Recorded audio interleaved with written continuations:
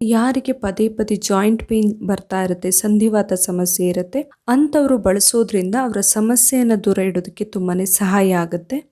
ಅರಿಶಿನ ನಾವೆಲ್ಲರೂ ಮನೆಯಲ್ಲಿ ಅಡಿಗೆಯಲ್ಲಿ ಪ್ರತಿನಿತ್ಯ ಬಳಸುವಂತಹದ್ದು ಅಲ್ವಾ. ಹಲವು ರೀತಿಯ ಔಷಧೀಯ ಗುಣಗಳಿರ್ತವೆ ಇದರಲ್ಲಿ. ಅದೇ ರೀತಿಯಲ್ಲಿ ಜೇನುತುಪ್ಪ ಕೂಡ ತುಂಬಾ ಒಂದು ಒಳ್ಳೆಯ ಔಷಧೀಯ ಗುಣಗಳಿರುವಂತಹ ಮನೆಮದ್ದು ಅಂತಾನೆ ಹೇಳಬಹುದು. ಇವತ್ತು ನಾನು ಹೇಳ್ತಾ ಇರುವಂತಹ ಸುಲಭದ ಮನೆಮದ್ದು ಜೇನುತುಪ್ಪದ ಜೊತೆಯಲ್ಲಿ ಅರಿಶಿನವನ್ನ ಮಿಕ್ಸ್ ಮಾಡಿಕೊಂಡು ಬಳಸೋದ್ರಿಂದ ಯಾವ ಯಾವ ರೀತಿಯಲ್ಲಿ ನಮಗೆ ಇದು ಸಹಕಾರಿ ಅನ್ನೋದನ್ನ ಹೇಳ್ತಾ ಇರೋದು.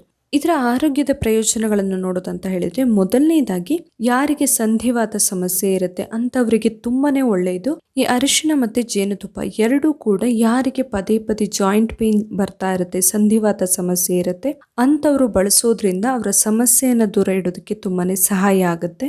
ಇನ್ನೊಂದು ಮುಖ್ಯವಾದ ಬೆನಿಫಿಟ್ ಹೇಳಬೇಕಾಗಿರೋದು ಅಂತ ಹೇಳಿದ್ರೆ, ನಿದ್ರಾಹೀನತೆ ಸಮಸ್ಯೆ ಇರೋರಿಗೆ ಇದೊಂದು ಬೆಸ್ಟ್ ಮನೆಮದ್ದು ಅಂತಾನೆ ಹೇಳಬಹುದು. ರಾತ್ರಿ ಮಲಗೋದಕ್ಕಿಂತ ಮುಂಚೆ ಇವೆರಡರ ಮಿಶ್ರಣವನ್ನ ಬಳಸೋದ್ರಿಂದ ರಾತ್ರಿ ಪೂರ್ತಿ ಚೆನ್ನಾಗಿ ನಿದ್ದೆ ಮಾಡೋದಕ್ಕೆ ಸಹಾಯ ಆಗುತ್ತೆ.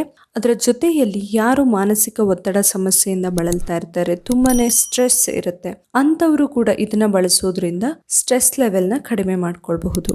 ಇನ್ನು ಅರಿಶಿನ ನಮ್ಮೆಲ್ಲರಿಗೂ ಗೊತ್ತಿರೋ ಹಾಗೆ ಆಂಟಿಸೆಪ್ಟಿಕ್ ಗುಣಗಳನ್ನ ಹೊಂದಿದೆ ಅಲ್ವಾ. ನಮಗೆ ಗಾಯ ಎಲ್ಲ ಆದಾಗ ನಾವು ನಾರ್ಮಲ್ ಆಗಿ ಅರಿಶಿನವನ್ನ ಬಳಸ್ತೀವಿ. ಸೊ ಅದೇ ರೀತಿಯಲ್ಲಿ ಅರಿಶಿನ ಮತ್ತೆ ಜೇನುತುಪ್ಪದ ಮಿಶ್ರಣ ಕೂಡ ನಮ್ಗೆ ಏನಾದ್ರೂ ಗಾಯ, ಕಜ್ಜಿ, ತುರಿಕೆ ಎಲ್ಲ ಆಗಿದ್ರೆ ಅವುಗಳನ್ನ ದೂರ ಇಡೋದಕ್ಕೆ ತುಂಬಾನೇ ಸಹಾಯ ಆಗುತ್ತೆ. ಅದರ ಜೊತೆಯಲ್ಲಿ ಇನ್ನೊಂದು ಇಂಪಾರ್ಟೆಂಟ್ ಆಗಿ ಹೇಳ್ಬೇಕಂತ ಹೇಳಿದ್ರೆ, ನಮ್ಮ ಚರ್ಮದ ಆರೋಗ್ಯಕ್ಕೆ ತುಂಬಾನೇ ಒಳ್ಳೆಯದು. ನಾವು ಇದನ್ನ ಹಾಗೇನೆ ತಿನ್ನಬಹುದು ಅಥವಾ ಅದನ್ನ ನಾವು ಮುಖಕ್ಕೆ ಅಪ್ಲೈ ಕೂಡ ಮಾಡ್ಕೊಳ್ಬಹುದು. ಇದರಿಂದಾಗಿ ಮುಖದಲ್ಲಿ ಏನಾದ್ರೂ ಮೊಡವೆ ಎಲ್ಲ ತುಂಬಾ ಆಗ್ತಾ ಇದ್ರೆ, ಕೆಲವೊಬ್ಬರಿಗೆ ನಂಜಿನ ಸಮಸ್ಯೆ ಇರುತ್ತಲ್ವ, ತುಂಬಾ ದೇಹದಲ್ಲಿ ನಂಜು ಜಾಸ್ತಿ ಆದಾಗ ಕೂಡ ಮೊಡವೆ ಎಲ್ಲ ಆಗುತ್ತೆ, ಅವುಗಳನ್ನ ಕಡಿಮೆ ಮಾಡ್ಕೊಳ್ಳೋದಕ್ಕೆ ಕೂಡ ಈ ಮಿಶ್ರಣ ತುಂಬಾನೇ ಸಹಾಯ ಆಗುತ್ತೆ. ಇನ್ನೊಂದು ತುಂಬಾನೇ ಮುಖ್ಯವಾದ ಬೆನಿಫಿಟ್ ಹೇಳ್ಬೇಕಾಗಿರೋದು ಅಂತ ಹೇಳಿದ್ರೆ, ಕೆಮ್ಮು ತುಂಬಾನೇ ಕಾಡ್ತಾ ಇರುತ್ತೆ, ಕೆಲವೊಬ್ಬರಿಗೆ ಕೆಮ್ಮಿನ ಸಮಸ್ಯೆ ಇರುತ್ತೆ, ಅದರ ಜೊತೆಯಲ್ಲಿ ಉಸಿರಾಟ ಸಂಬಂಧಿ ಸಮಸ್ಯೆಗಳು, ಪದೇ ಪದೇ ಇನ್ಫೆಕ್ಷನ್ ಎಲ್ಲ ಆಗ್ತಾ ಇರುತ್ತೆ, ವೈರಲ್ ಇನ್ಫೆಕ್ಷನ್ ಎಲ್ಲ. ಸೊ ಅವುಗಳನ್ನ ದೂರ ಇಡೋದಕ್ಕೆ ಕೂಡ ಒಂದು ಬೆಸ್ಟ್ ಮನೆಮದ್ದು ಅಂತ ಹೇಳಬಹುದು. ಇದನ್ನ ಇವಾಗ ಯಾವ ರೀತಿ ರೆಡಿ ಮಾಡ್ಕೊಳ್ಬಹುದು ಅಂತ ನೋಡೋಣ. ಫಸ್ಟಿಗೆ ನಾನಿಲ್ಲಿ 1 ಚಮಚ ಆಗುವಷ್ಟು ಶುದ್ಧ ಜೇನುತುಪ್ಪವನ್ನ ತಗೊಂಡಿದ್ದೀನಿ. ಇದಕ್ಕೆ ಇವಾಗ 1 ಚಿಟಿಕೆ ಆಗುವಷ್ಟು ಅರಿಶಿನವನ್ನ ಹಾಕೊಳ್ತಾ ಇದ್ದೀನಿ. ನಾವು ಅಡುಗೆಯಲ್ಲಿ ಬಳಸುವ ಅರಿಶಿನವನ್ನ ಹಾಕೊಳ್ಬಹುದು. ನಾವು ಮನೆಯಲ್ಲೇ ಮಾಡಿರುವಂತಹ ಅರಿಶಿನ ಇದ್ರೆ ಇನ್ನೂ ಒಳ್ಳೆಯದು.